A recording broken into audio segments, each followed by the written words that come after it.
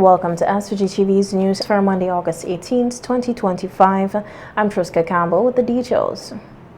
120 students across St. Vincent and the Grenadines received back-to-school bursaries valued at EC $400 each, courtesy of the SVG Friendship Foundation. The support was distributed during a ceremony held at the National Insurance Services NIS Conference Room in Kingstown. Each bursary consisted of $200 in cash and $200 in school supply vouchers to assist families in preparing their children for the new academic year. Delivering remarks at the ceremony, Dr. Maniva Glasgow, Human Resources Consultant in the Ministry of Health, Wellness and the Environment and Director of the SVG Friendship Foundation, emphasized the importance of investing in the nation's youth. SVG Foundation, as members of that group, we are proud to present these monetary contributions as well as donation vouchers to students who are in need. We hope that these contributions will help you as deserving students to succeed in your educational pursuits. We believe that education is critically important. As a matter of fact, the foundation is cognizant of the fact that education enhances forward growth, self-confidence, and development of skills, leading to a more satisfying and engaged life. Education also contributes and helps with stemming the inequality that exists in our country. We know that some people just cannot afford to send their children to school without help. And that's why the foundation sees it fit every year to make these contributions to deserving students. Chair of the SVG Friendship Foundation UK, Sir Louis Straker, praised the dedication of the foundation's directors and volunteers, both at home and in the diaspora, for their ongoing efforts. The greatest joy I have is to do this kind of thing and to help you, the parents, to prepare your children for school, to prepare them for this life and, in a sense, the life to come. We trust that you will use the funds wisely. And we want to, I should say, thank again Stuart Haynes for making available to us this conference room free of charge. So we don't have to pay, and I really didn't want to use the funds to rent a room when we can use this free, so we can have the funds to distribute to the parents, and we want to thank him for giving us this room, this conference room here free, and for the time he has devoted to the foundation.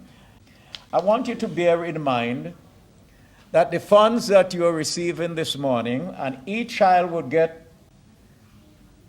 $400, two in kind. That is by a voucher that you would go to Jack's and you will collect school supplies. That's in kind. But you will also get two in coin. That's $200 cash. The funds are to go towards the children. Don't tell them you will borrow it because your rent is short and you will put it in back later, because you will never put it back in. Or don't use it to top up your telephone or to do anything else. It is used for, it should be used for your children's education. Sir Louis extended special thanks to SVG's High Commissioner to the United Kingdom, Sonia Lewis, for his role in mobilizing support through the UK branch of the foundation.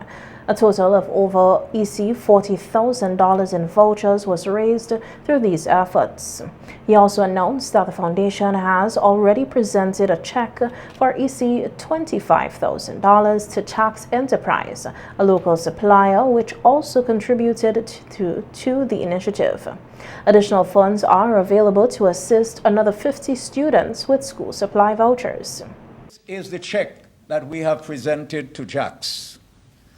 So when you go there with the vouchers, they already have collected the money from the bank. In addition, JAX has said, well, if you're doing that much, we would give $5,000. So that makes it $30,000 we have in vouchers.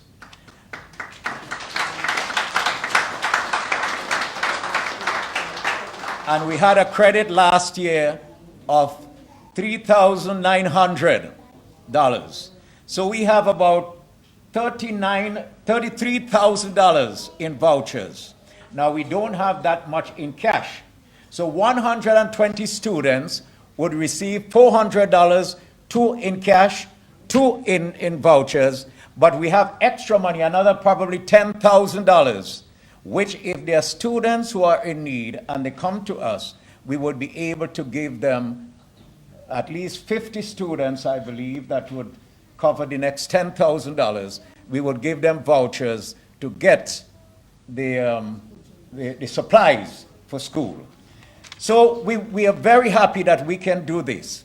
Students now are very privileged that you have an abundance of resources. All the students have to do is study. And all you parents have to do is don't become careless and allow your children to waste their time. Because careless children usually reflect careless parents.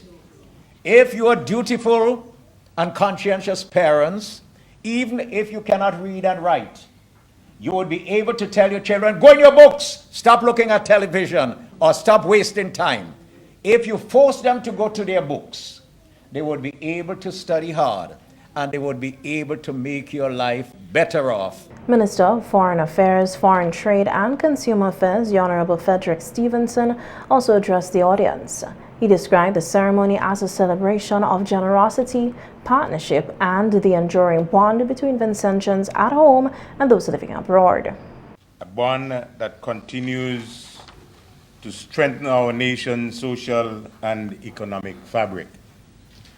Furthermore, this ceremony reminds us that compassion knows no border, and the meaningful partnership can not only be built between governments, but also between communities, organizations, and individuals united by a shared commitment to humanity. The Ministry of Foreign Affairs is proud to serve as a bridge between communities overseas and those here at home. Through our diplomatic and consular outreach, we help to connect the goodwill of Vincentians abroad and friends here in St. Vincent and the Grenadines with the needs and priorities of our people. The SVG Friendship Trust is a shining example of how our diaspora, working in organized and committed ways, can mobilize resources that have a direct and lasting impact. On behalf of the government and people of St. Vincent and the Grenadines, I extend a heartfelt thanks to the SVG Friendship Foundation UK for their generosity. Your dedication to supporting our nation goes beyond charity. It is a statement of solidarity, belonging, and love of country. Director of the National Insurance Services and a trustee of the SVG Friendship Foundation, Mr. Stuart Haynes, reflected on the significance of the annual bursary and scholarship awards. I can tell you this from my personal experience. I too come from humble beginnings, and I know what it means to have little. But I also know the power of generosity. After reading the scripture at the Calico Methodist Church in Junior 1, or is this grade 3 now? You call it, Junior 1.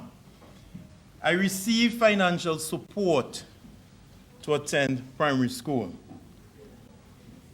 After the common entrance exam, I received a scholarship to go to the boys' grammar school, St. Vincent Grammar School. After CXC results, I received a scholarship to go to community college. After community college, I received an island scholarship to go to university. Each opportunity was made possible because someone chose to give. And because of that kindness, I made a promise. When I am in a position to help Louis, I will. Thank you. But it wasn't only the scholarships. It was what they unlocked. Education opened doors that poverty tried to keep shut. It gave me confidence, it gave me vision, and more importantly, it gave me the tools to build a better life.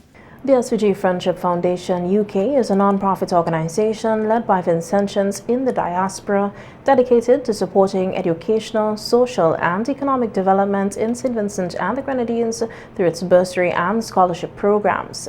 The foundation has assisted hundreds of students over the years. The Basil Charles Educational Foundation today awarded 7 full-time scholarships and 4 bursaries during its annual scholarship award ceremony held at the Basil's Villa.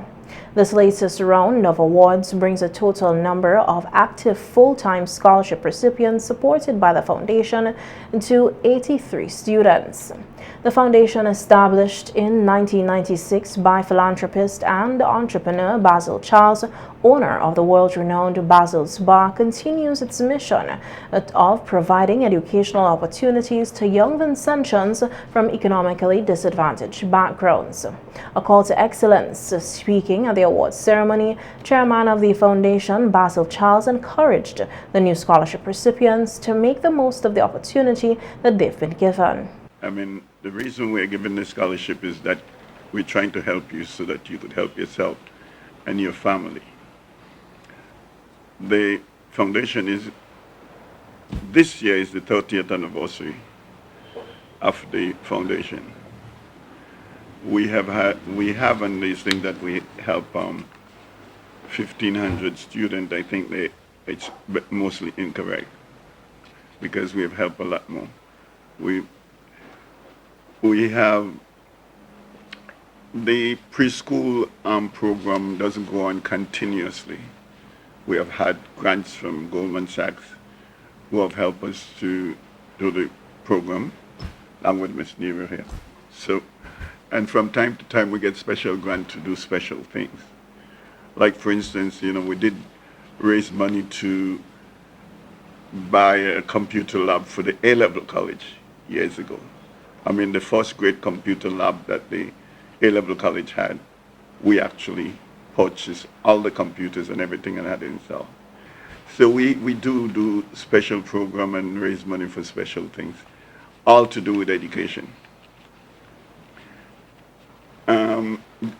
Last year, after our scholarships, after we had done all our scholarships and everything, and we had the volcano, we decided to give kids from Union Island 10 extra scholarship.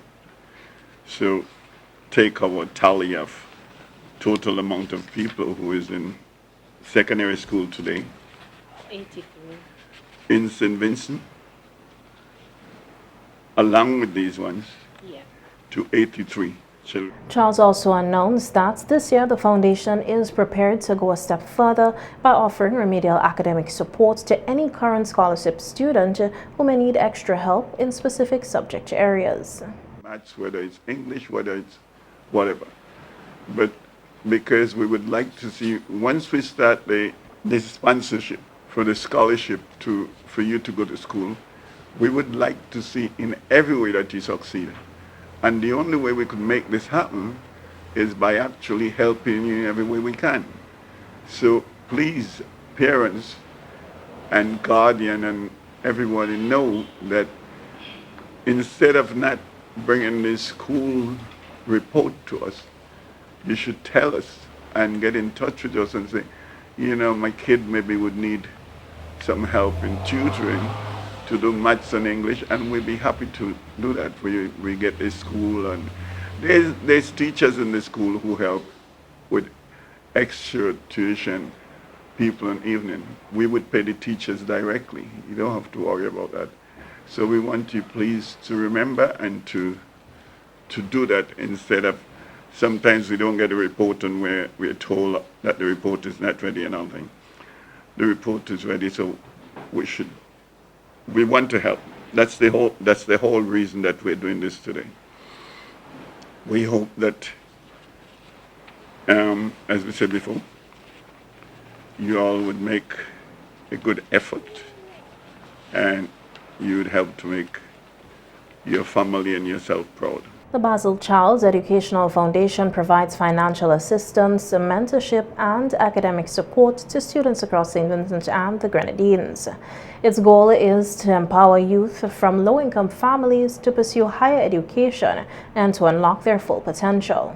Since its inception nearly 3 decades ago, the foundation has played a significant role in shaping the lives of many Vincentians, helping to bridge the gap between ambition and opportunity. In other news now, the ruling Unity Labour Party, ULP, is continuing its candidate selection process ahead of the general elections, which are widely expected to be called later this year. Last night, the party held its endorsement event for North Leeward, where Carlos James was officially named the ULP candidate.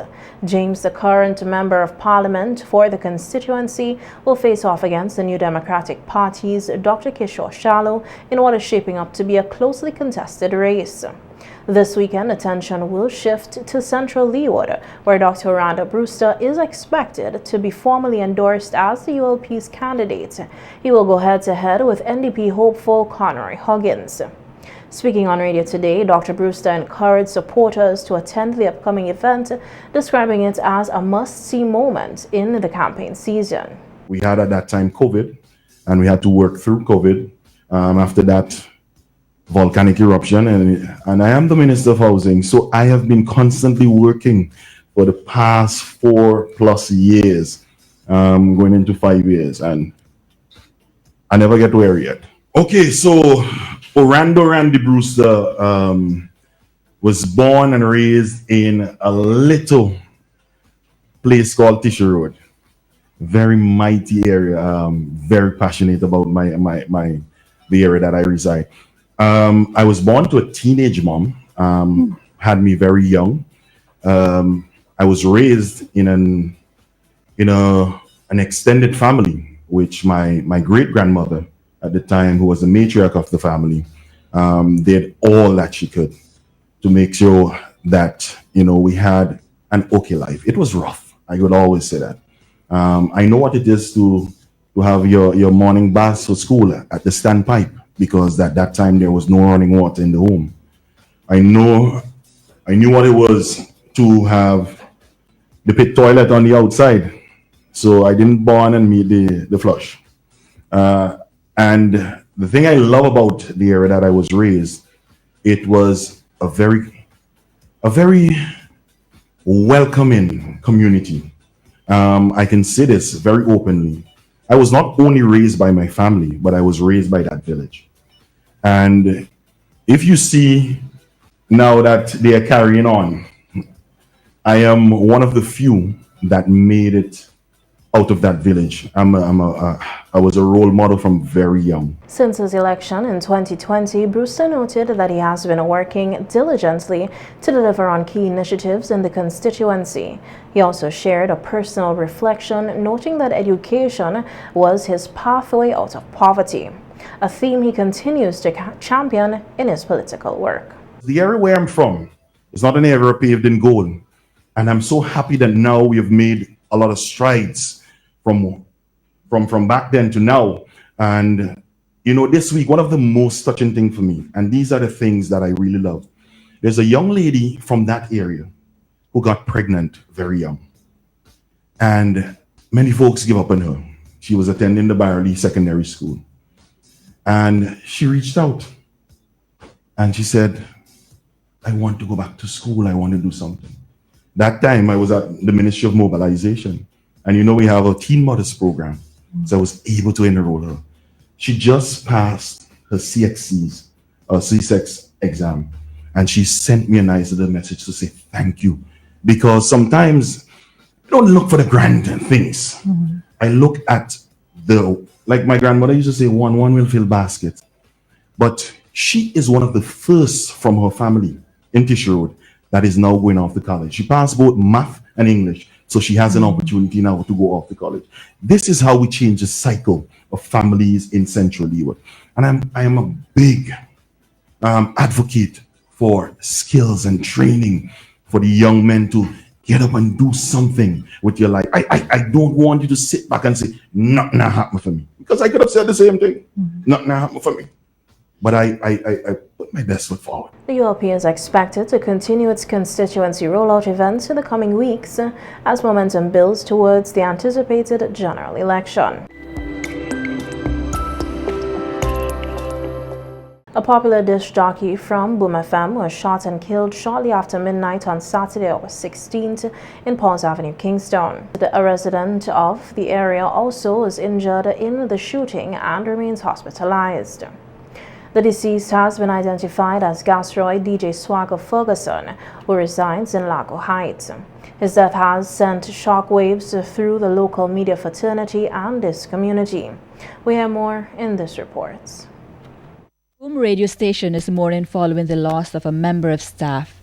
Station owner Dwight Bing Joseph described the killing as deeply traumatic for the team, especially given its proximity to the station. In a tribute session on air today, Joseph said the incident has shaken them to the core, pointing out that it came just 2 weeks after he was threatened live on air. Joseph said he has been pleading for police presence in this area, knowing the dangers that exist, especially at night.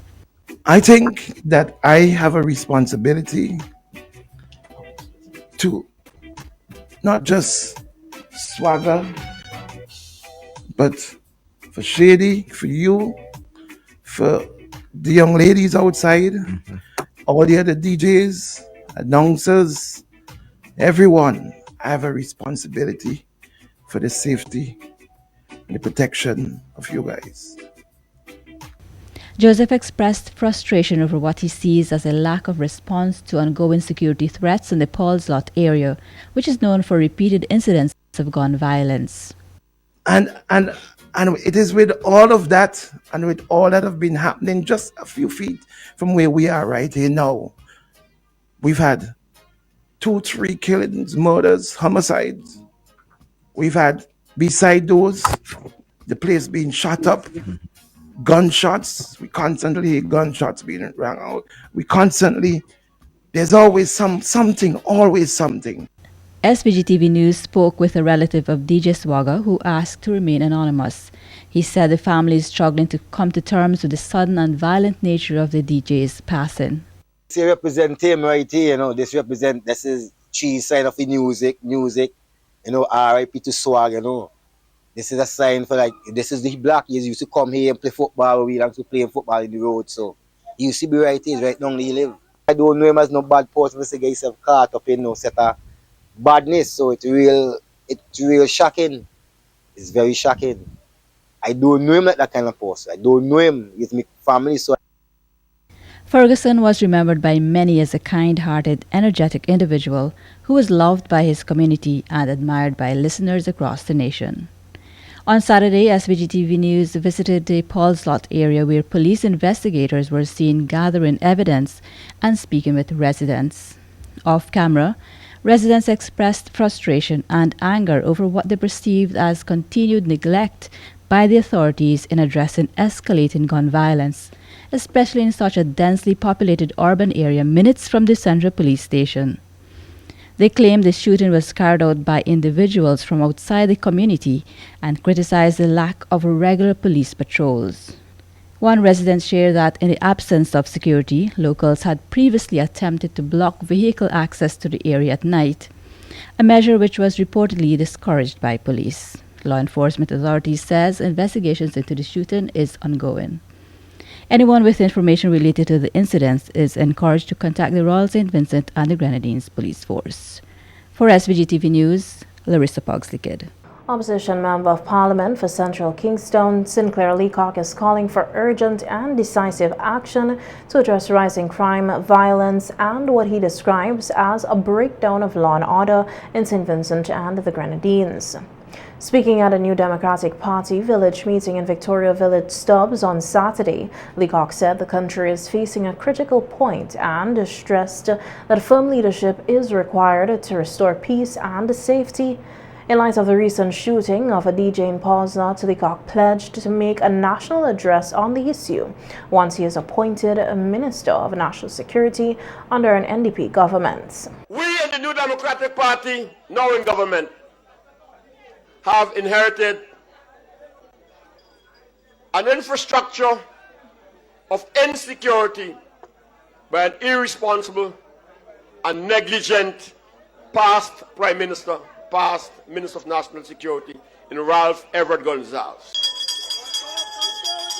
And it is manifestly clear that this problem to secure the foundations of national development would only be achieved by the interministerial task force that we have set out and established, and by a deep and a profound approach to problem solving that is necessary at this time. This blessed land of ours cannot afford to lose one more life. It is even more painful for us in the New Democratic Party to recognize that both from the point of view of victim and perpetrator, they are all products of the so-called education revolution. Leacock, whose constituency, Central Kingston, was the scene of the recent fatal shooting, said crime has been out of control for far too long and that immediate steps must be taken. Whether we like it or not, a society that is still vulnerable to reckless, irresponsible, restless, irresponsible, and unmotivated young men who have taken leave of the senses and of our society. As your Minister of National Security, I am tasked to make sure that our blessed land gets back on four wheels and set a proper course for development in our St. Vincent and the Grenadines. So on the one hand, St. Vincent, we have a problem that on the surface appears to be individualistic. But it is clear to Dr. Friday's government and yours truly as Minister of National Security that this problem is also institutional. We have witnessing here in St. Vincent and the Grenadines a society, if not already a failed state, one certainly in which our institutions of states have collapsed and our country in deep peril. The veteran MP also emphasized the need to restore core societal values and support struggling families. He urged citizens to take a stand against violence and to support efforts that foster community safety and national unity. They used to give coverage and umbrage to ramshackle societal development. The truth be told, what we are witnessing in St. Vincent and the Grenadines today, after 25 years of a unity Labour Party government, is one which never understood the challenges and responsibility for nation building and national development. So the daily manifestation of too many guns in the hands of frustrated young men has been laid squarely at the feet of a reckless, irresponsible, ostrich-like former Prime Minister who have left our state under siege. It is unacceptable for him to be allowed to escape on the premise that we have come to an end of crime and violence because, as he puts it, or it's alleged that he has stated it, they have cut off the head of the snake. Well, certainly, last night was a timely reminder that rudderless as the society is at the moment, we still have a lot of work to do.